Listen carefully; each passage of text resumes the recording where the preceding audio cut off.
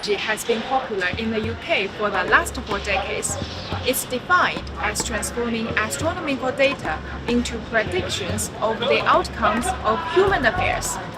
We can see that most mainstream publications in the UK now cover daily horoscopes.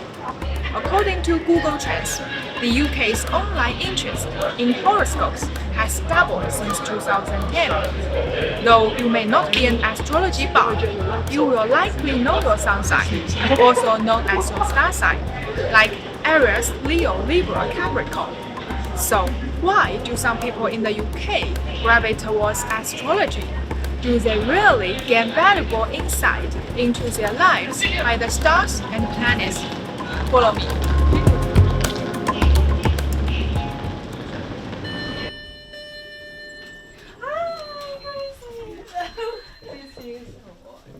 I thought you were coming at 2, so one of my boys hasn't arrived yet. Oh, it's okay. Chrissy Philp is an 80-year-old astrologer.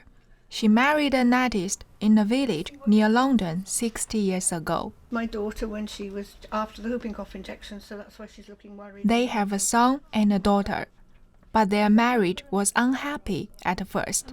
I used to stay in a house over in where that tree is. She got into astrology after 20 years of their marriage. She says that she cannot manage her marriage without astrology. I got interested because my mother sent me a magazine with an ephemeris in it to look up Mars and Venus. In the old days, all you got was the sun signs. And I was able for the first time to understand my husband. This is the magazine. This is the pages from the magazine. He had Venus in Virgo. He couldn't relate emotionally like me. I've got Venus in Pisces. I'm all emotional. He couldn't say, I love you, aren't our children lovely? You know, he couldn't say that. Oh no, not a Venus in Virgo. He can say, have you cleaned your teeth? And are you looking after yourself properly? And I understood why. It's all written down here. Because Virgo is a sign of doctors and nurses, you see. They keep us healthy. They ask the difficult questions and do the difficult jobs. So, you know, you have to honour them, even though they can't say the emotionally pretty things. So it was so brilliant to understand a man I'd been married to for 20 years and was so different from me. I desperately needed the astrology to teach me. So I learned to do charts. And then this is the book I bought. So Chrissy immediately went to the bookshop to buy the biggest astrology book to learn Western astrology.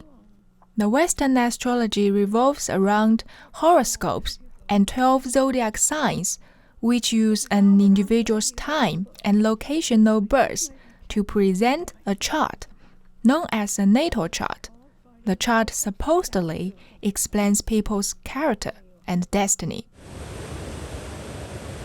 In 2005, Chrissy moved to Bath to do her master's degree in astrology at Bath Spa University.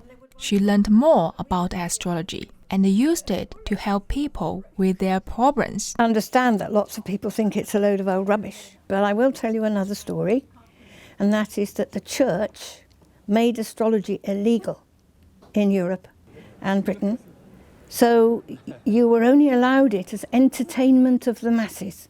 So you could put sun sign columns into magazines because it was a bit of fun. So that's how it stuck in people's minds. Astrology is just for entertainment. It's not a serious subject, you see? Astrology. But real astrology, which is deep and profound and complicated, because you're looking at the moon and you're looking at Mercury and you're looking at Venus and Mars and Jupiter and Saturn and Uranus and Neptune and Pluto. They make a very exciting mix to make us all different from each other. As Chrissy said, if you mentioned the zodiac, some people probably thought this is irrelevant nonsense in the back of magazines or newspapers related to prediction. In a 2005 Gallup UK poll, the most recent survey, women were about twice as likely as men to believe in astrology. Ben Hawker is 25 years old. He is a head of technology for a startup company in Bristol. Like many men, Ben doesn't believe that stars and planets could affect people's daily life.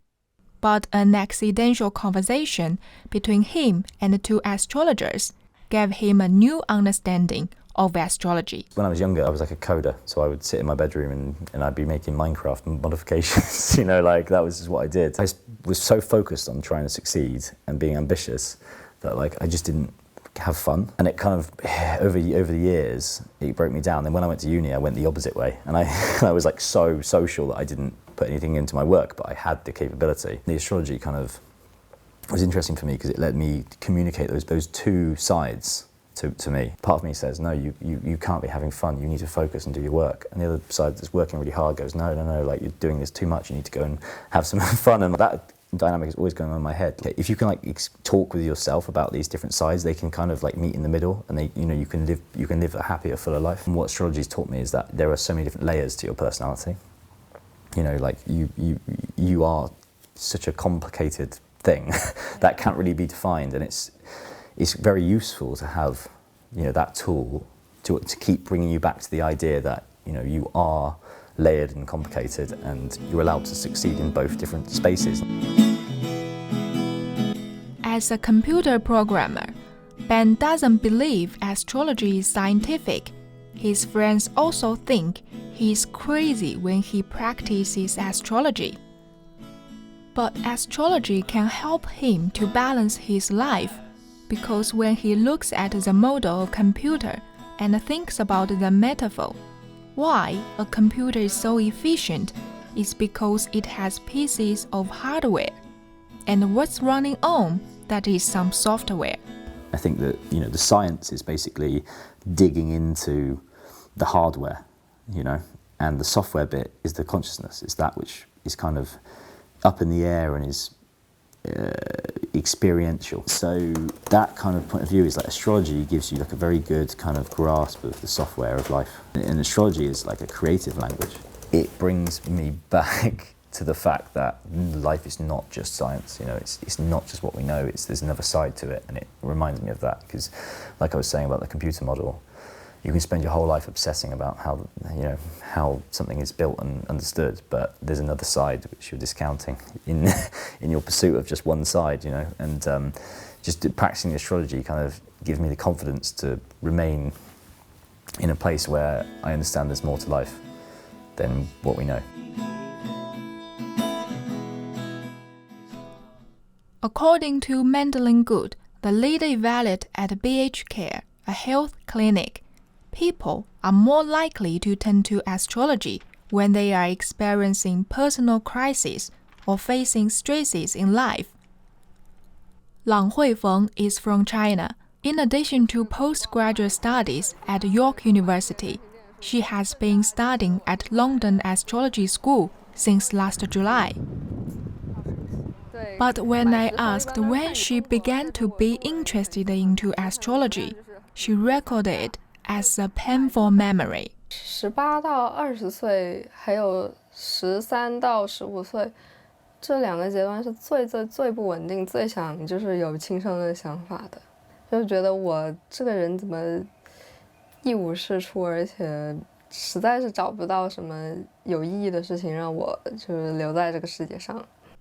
Lang Hui suffered from school bullying when she was at secondary school, which led to her depression. 我其实是一直都在有找心理医生的，但是我在长时间的就是吃药治疗这么一个过程之后，就是去年又发生了一系列事情，让我觉得我的问题实在是太严重了，并不是只能通过吃药来解决的时候，我就觉得要不我去学一项，其实我的医生也给我建议说，你要不去学一个技能，就转移一下注意力。在学习占星之后呢，我才就是从内心去思考原因。我之前一直都是一个受害者模式在生活的，那么我觉得我身边的什么人他好像都是来伤害我，我就觉得我很可怜。然后我觉得这个模式就非常的有毛病，我想就是真正的摆脱我内心自己给自己的束缚，那我觉得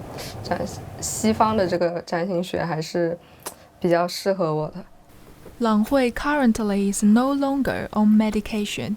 She says that compared to China, she has more freedom to study astrology in the UK. 因为中国是把这些当做一个封建迷信来去限制它的发展的。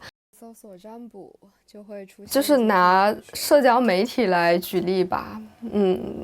在 ins 上面就有很多占星师，在做这个服务啊，去打广告。但是你要是在微博上，说占星啊、神秘学，说这种太多的话，他会把你认定为封建迷信，在传播不良思想这个样子，就可能就是一不小心号就没了，我微博号就没了。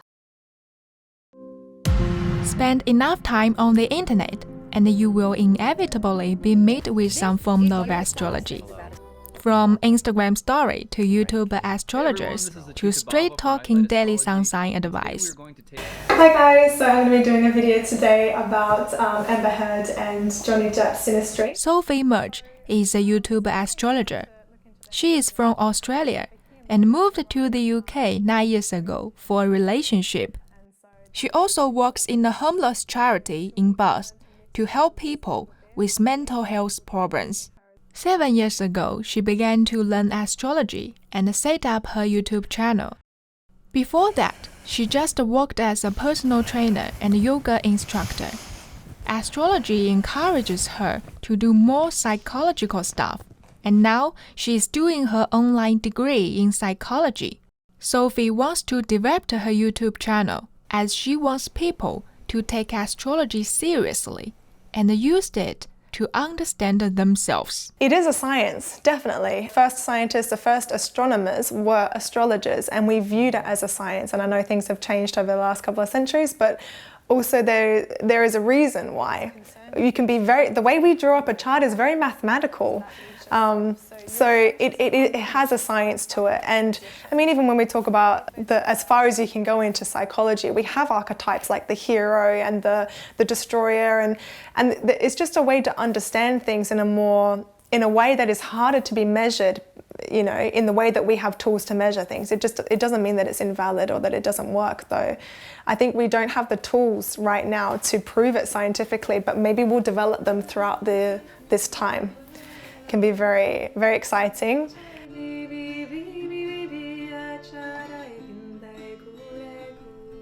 Whether astrology is scientific or not has been a controversial topic. Astronomy sounds a lot like astrology. People in ancient world tried to use them to understand what they can see in the sky. But if you ask any astronomer if they believe in the practice of astrology, the answer will be a resounding no. Phil Wallace is the chairman of Cardiff Astronomical Society. Astrology is not remotely scientific. You'll find plenty of astrologers will claim that it is a scientific process, and I would argue that that means they don't actually know what the scientific method is. It's not just crunching a load of numbers and coming up with a prediction. You need to have something that is precise, verifiable, and repeatable. So an astrological prediction might be something like, for a Scorpio, you should beware of travelling today, which is hardly accurate, whereas an astronomical prediction would be something like, on this date, at this time, in this location, you will see a total solar eclipse. And whether you've read that prediction before, whether or not you're an astronomer or not, you go to that location, and at that date and time, you see the total solar eclipse. So on that level, the predictions just simply aren't accurate enough. They're not verifiable enough. So it's basically just complete rubbish, and ultimately it's fairly harmless. When I'm looking at the chart, I'm going from there to For some people, astrology is an interesting way to learn about themselves and can sometimes save their lives. For others, it's just some placebo with no scientific basis. Believe in astrology or not, it's up to you.